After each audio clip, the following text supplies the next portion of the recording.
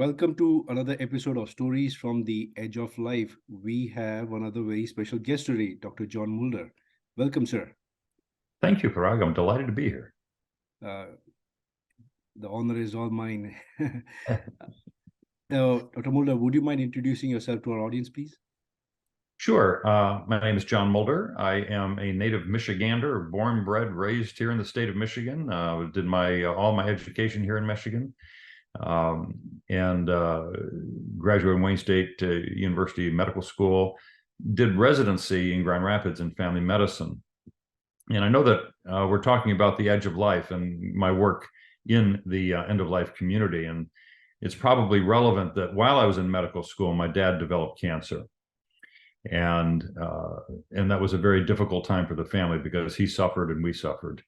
And this was a long, long time ago, before there were hospices and palliative care programs. And in the back of my mind, as I was preparing to graduate, I just kept thinking to myself, there must be a better way. I moved on to residency in family medicine and then went to a small town to set up my family medicine practice. And shortly after that, I was invited to serve on the board of directors for a local hospice. Brand new, wasn't even sure what it was all about, but I had a little time, so I agreed to do that. And in the process of becoming engaged with that organization, really developed a love for hospice and the end-of-life work that was being done. It's all brand new. I mean, this was just shortly after the Medicare hospice benefit was voted into law. And so everybody was just sort of trying to find their footing and figure out, what did this really mean and who are we taking care of and how do we do this as a team? And ultimately, I transitioned from being a board member to serving as their medical director. It was a part-time position because it was a small hospice. And I was doing that along with doing my full-time medical practice, but found that over the years, I developed a greater affinity and love for the hospice work. And ultimately in 2000, went to do it full-time. So the last 23 years, I've been doing full-time hospice work. And for a short period of time, I left my beloved state of Michigan and went down to Tennessee, and I worked in Nashville with a large hospice down there, and taught at Vanderbilt University, did some other really fun things down there. And did that for 6 years until I was recruited back to Michigan. And so for the last 17 years, I've been working for a company called Holland Home. It's the largest provider of elder care services in the state of Michigan, not-for-profit, faith-based organization, been around since 1892. So we've been around a long, long time. And they had developed a hospice program as part of their portfolio. And so my job was to help them really develop that. They were building a new inpatient hospice unit, so I had an opportunity to help them get that started and run that. And in the last 17 years, I've had the privilege of helping to establish palliative care programs in hospital systems here. We started a palliative hospice and palliative medicine fellowship program, which we've been running for the last dozen years. And outpatient palliative services, clinics, embedded clinics. It's just been a really great run. And I've just found other niches and places to help people. And just as importantly, to help our communities understand what we're up to. One of the other things that we developed under our Holland Home company was an organization called the Trillium Institute, which is essentially a palliative medicine educational think tank. And we have really worked to develop both the supply and the demand of palliative services within West Michigan. And that's where I spend the bulk of my time now, is in that part of the educational realm. So that's probably the briefest introduction that I can do. So, wow, what a body of work! Thank you for sharing all that. And I'm sure. Parag Bharadwaj. I'm a hospice and palliative medicine physician as well. So, Dr. Mulder, you mentioned about your experience during med school, your personal experience that you had, Yes. and at that time the hospice movement didn't even exist in Correct. the US. So could you tell us the journey in terms of that whole perspective, how hospice came about in the US? And you were one of the first to join the movement. Well, I was early in. Yeah, prior to 1982, 83, there were a smattering of hospices here in the United States. They started back in the mid 70s.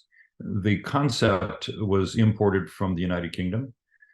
Dame Cicely Saunders is generally credited with being the godmother of our field. But at that time, it was primarily volunteer organizations. There was no funding stream for hospice services, and they were very much centered around the humanity of caring for the dying. How do we make them comfortable, and how do we honor them, with dignity and in positive regard, and make their journeys comfortable when they are in the midst of their dying days. And so it was really heavily focused on social work, chaplaincy, and nursing services. The physicians really didn't have a role in that. And when the law was actually voted into law by Congress in 1982, and over the next few years became operationalized. And now there was a funding stream for hospice services. And so those folks that really had the notion for this, the compassion and the desire for this, then started ramping up their hospice services now that there was a funding source behind it. And part of the law required a medical director to be part of the team, which was kind of interesting because in the early days, these volunteer organizations, well, what are we going to do with the doctor? That doesn't make any sense to us. This is not a medical centric issue. This is a kind of a nursing and psychospiritual journey that these folks are on. But nevertheless, the physicians became involved. We sort of elbowed our way into the process, and then over the years, some hospices have become more engaged with their physician community, really elevating their level to very meaningful ways. Other hospices just sort of remain.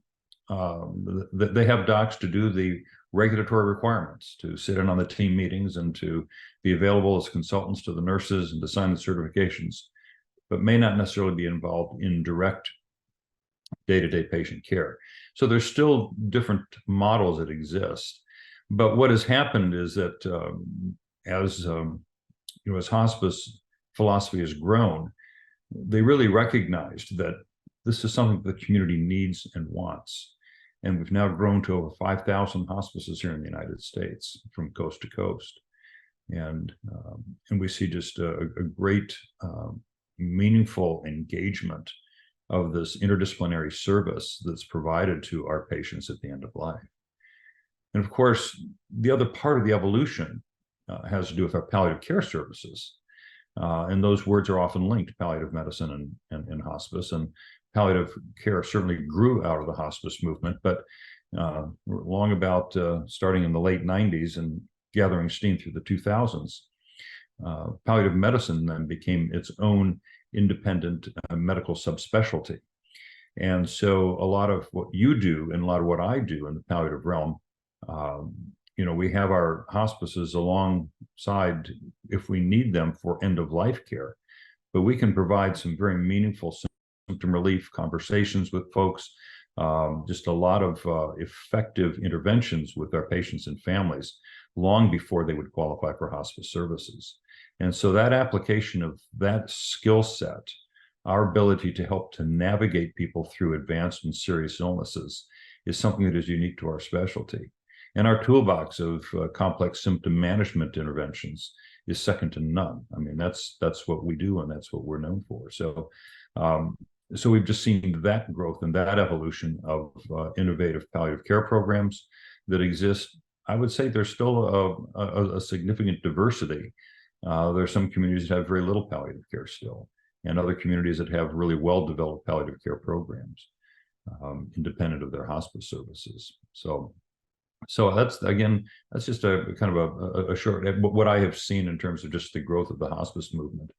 And even on the physician side, which is where we live and work, when I came to Grand Rapids in 2006, there was one other board-certified palliative physician. And even at that time in 2006, we were certified by the American Board of Hospice and Palliative Medicine. We were not identified or recognized by the American Board of Medical Specialties as a specialty. Our fellowship programs were not certified. We're still in our infancy, right? And it wasn't until just later in that decade that we finally became, our anchors were grounded now, and we're fully fledged. So in the last 17 years, if you look at just the community and surrounding area of Grand Rapids in West Michigan, which we have a catchment area of somewhere around 1 million folks out of our located area here in Grand Rapids. I have a growing list of hospice and palliative physicians that are part of what we call the West Michigan Hospice and Palliative Medicine Roundtable. And we are now I've got over 115 docs on that list. And to grow to that extent in 17 years from the two of us that were here at the beginning, I think just speaks to the remarkable growth of our specialty. But it doesn't grow if there's not need there, right? And so we're meeting the need of the communities, and we're touching a place where people need to be served. Yeah, that's a phenomenal summary of the growth of this field. Yeah. And because I think what's happened over time is what I have come to learn. It's probably the fastest growing subspecialty in the US since its inception, is what Yes. I'm talking, right? Yeah. And that wasn't not too long ago. I believe in 2006 is when it got recognized as a subspecialty. And so yeah, so I mean I've already started to feel like a historian, and you presented just another layer to this conversation. So tell us a little bit about, did you really think this would grow so quickly? And especially in terms of the two aspects, growth in terms of the number of clinicians, but also attending to patients' needs upstream. You mentioned palliative care. Yes. So tell us about the comparison and contrast of how things were with when you first started off with hospice. I'm assuming patients were referred very late. And what's your typical interaction with a palliative care patient in terms of engagement in the disease trajectory, in terms of where exactly they are? Are they earlier or late? Well, I think it's a great question. And I think one of the reasons that we're growing is because there is an increasing recognition that our medical model, that certainly I was trained in, and probably you were as well,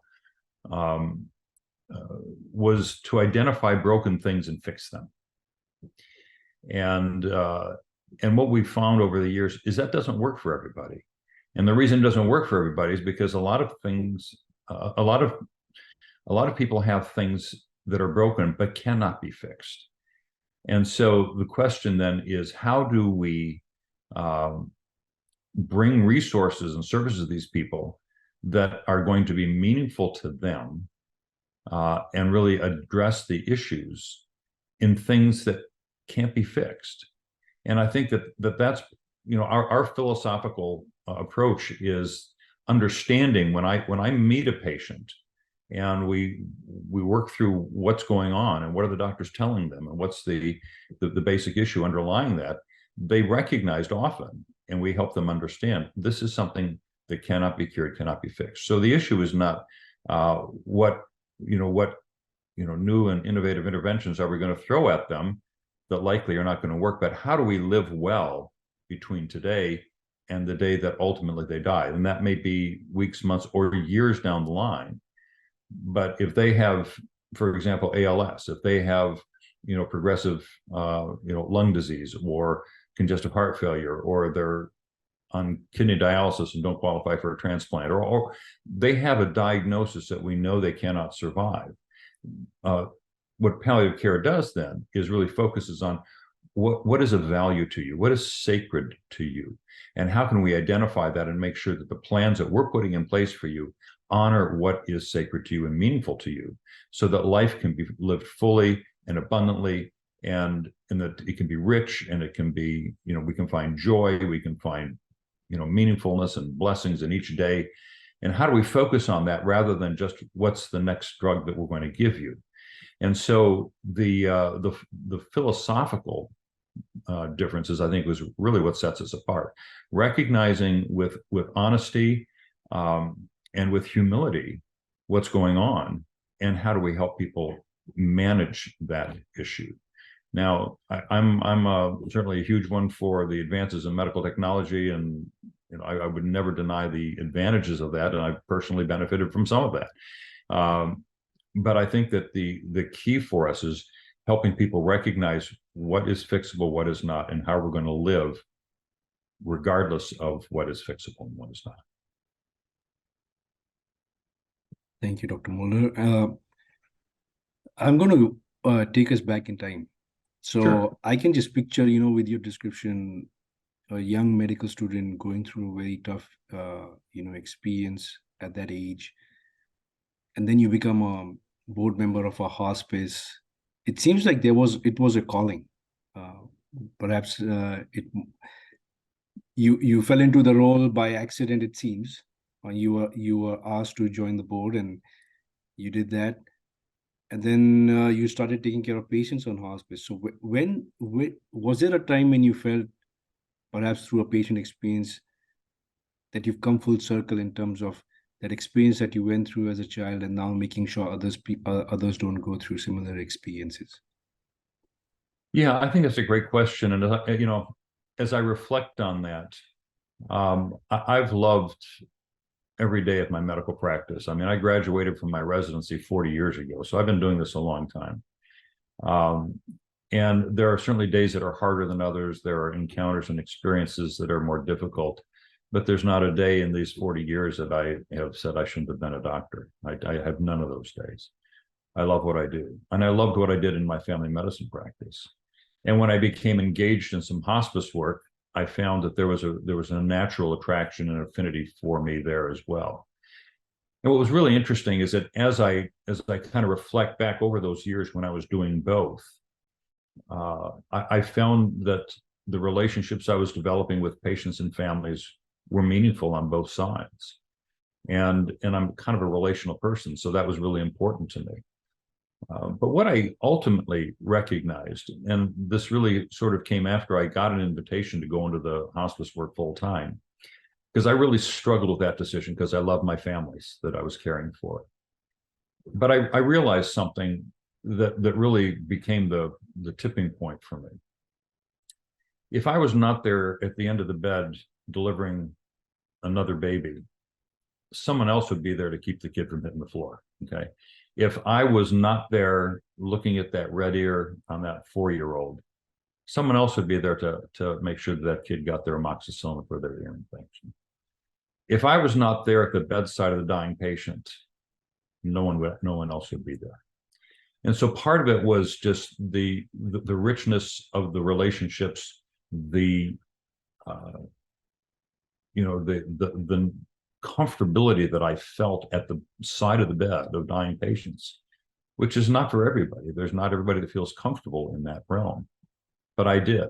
It felt like home to me. So it really meant a lot to me to do that. But I realized that my gifts and talents could probably be better applied in that realm because of the need for that service where it didn't exist.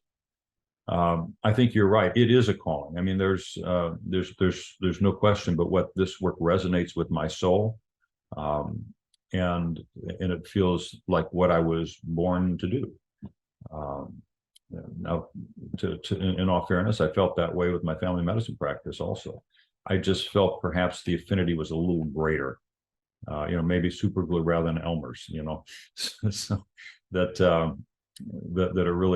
really attached me to that specialty.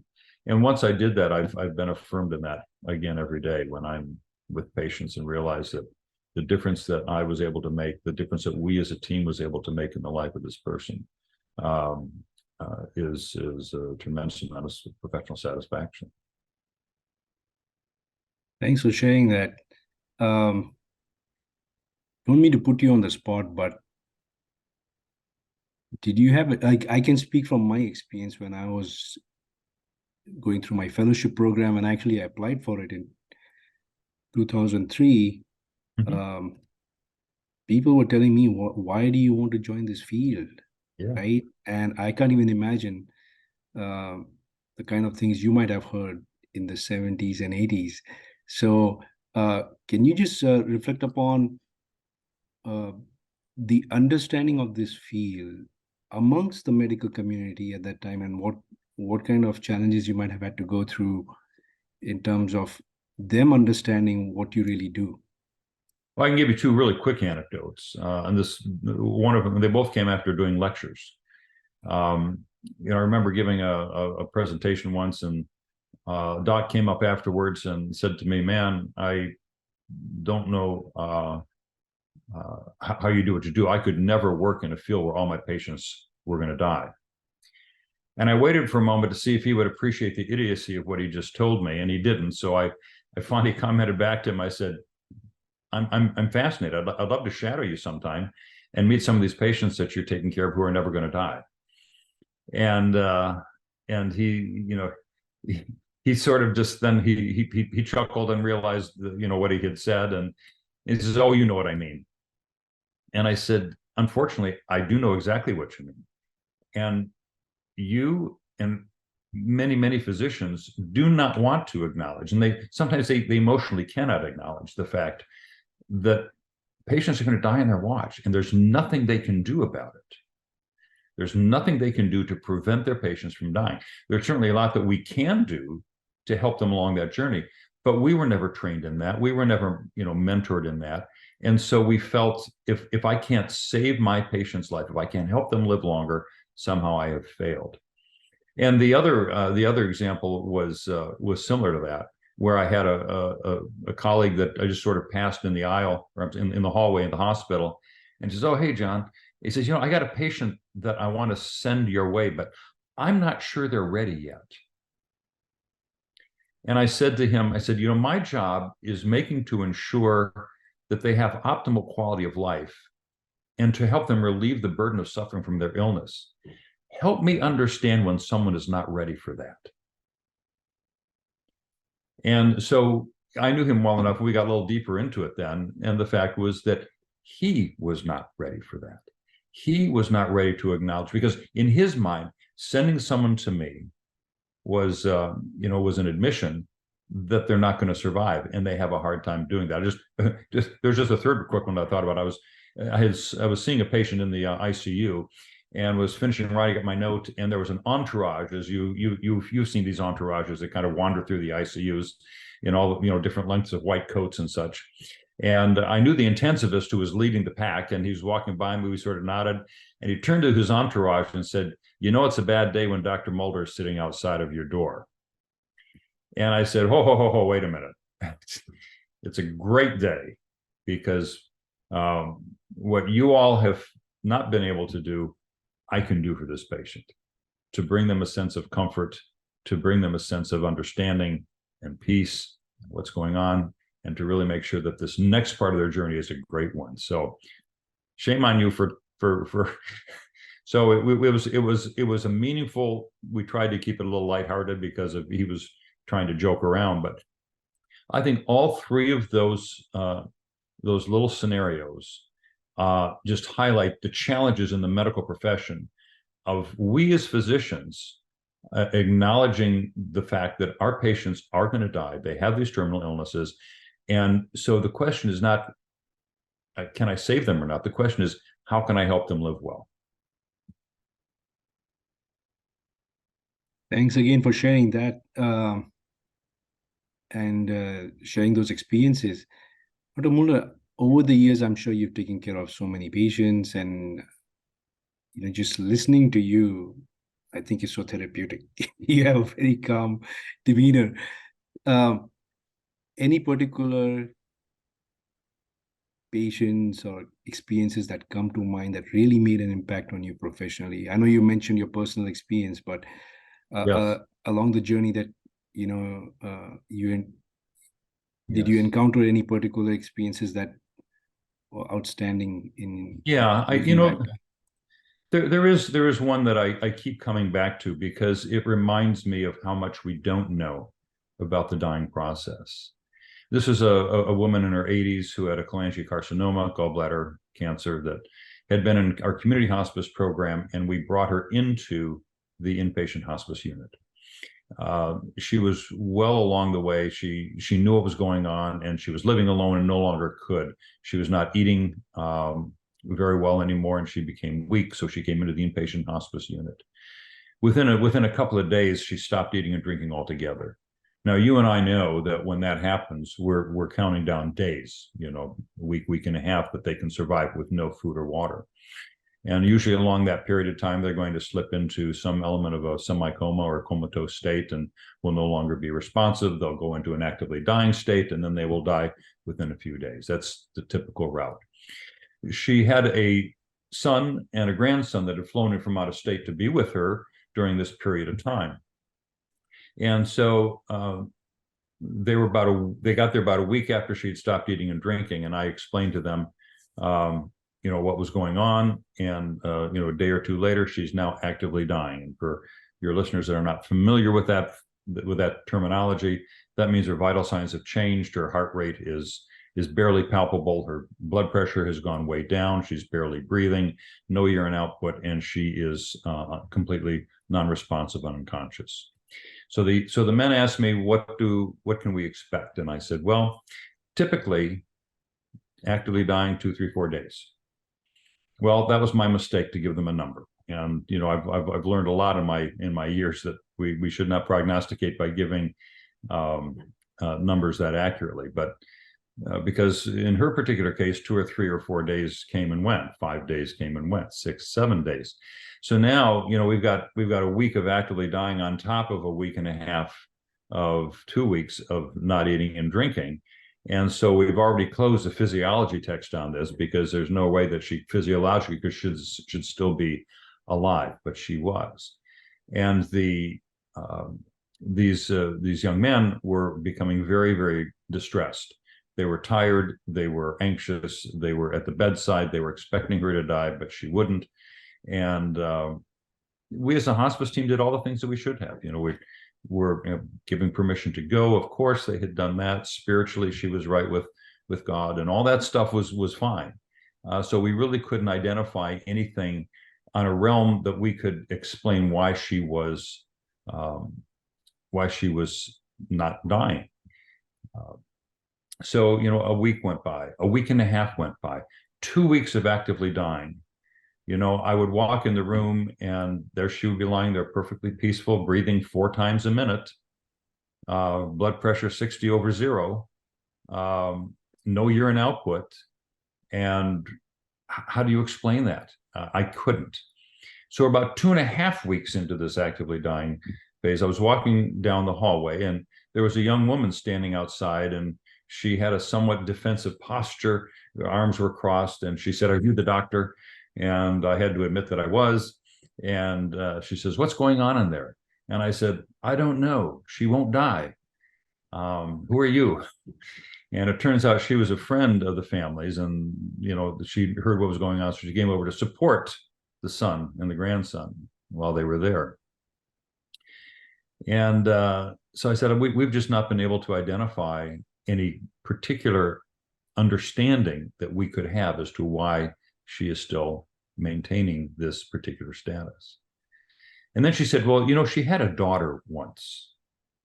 And I said, "I didn't know that." And she says, "Yeah, they separated about 25 years ago. Nobody even remembers exactly why that happened, but to my best of my understanding, everybody just sort of made peace with it." And I said, "No, I hadn't heard that." I said, "Do you have any way of getting a hold of her?" She reached into her bag and pulled out a little tiny scrap of paper that had a penciled number on it, didn't even have a name on it. And she says, "Well, this was the last number that I reached her at, but that's been about 10 years. And I said, my side comment was that's a fascinating filing system you have in your bag there to be able to recover that quickly. But I went into the room, and of course the men were there, still testy and not understanding and appreciating this. I picked up the phone by the side of the bed and dialed the number that she had given me. And a woman answers, and I said, "Is this so-and-so?" And she said, "Yes." I said, "Well, this is Dr. Mulder with Alive Hospice, Nashville, Tennessee, and I just wanted you to know that I've been caring for your mother for the last several weeks. She developed cancer a few months ago, and she's very close to the end of her life. I understand that you separated a number of years ago. Don't know why, don't need to know why. But I just know that in these circumstances that perhaps there are some things that you wished you'd said, something that had gone unspoken, and that you might want to just have an opportunity to speak your piece to your mom. If you'd like, I'm happy to put the phone next to her ear. She won't respond to you, but I have a good sense that she'll know that it's you and she'll know what you're saying. And she said, I'd like that. So I put the phone by her ear and could hear a little chitter chatter out of the earpiece. Within about 2 or 3 minutes, we started to see a tear come down the cheek of this woman. And then that was followed by another. And then there was just a flood of tears that came down the face. Her friend in the room and the nurses in the room they were following suit with their own tears. The grandson, observing this, just sat there with their mouth open. And in that tender moment, my mind shifted to more of a scientific thing and saying, where are these tears coming from? She has had no input for a month, which of course is irrelevant. This is from the heart, totally from the heart. After a few minutes, the chitter chatter in the earpiece stopped, and I brought the phone back and I explained to her daughter what we all had witnessed. And I thanked her for that time, and then hung up. And this woman took her last breath about 2 minutes later. And nobody needed to wait for the next one, because we knew that as soon as she had taken that last breath, that she was gone. And that experience has always stuck with me in terms of just the mystery of life and death and relationships, and how powerful our existential self really is, and the tasks that we all need to complete before we take our last breath. So that was a very humbling experience for me, still is, as I reflect on the mystery of that moment, and the power of family, the power of blood, the power of relationships, and the absolute need to help our families reconcile broken things in their life. They may have diseases we cannot fix, but they may very well have other situations in their life which have complicated their lives. And how can we, as a hospice team, as a palliative team, help people navigate and negotiate these types of fractures so that they can be whole, they can be complete, they can find some element of completeness and peace at the end of life. That was just amazing, Dr. Mulder. I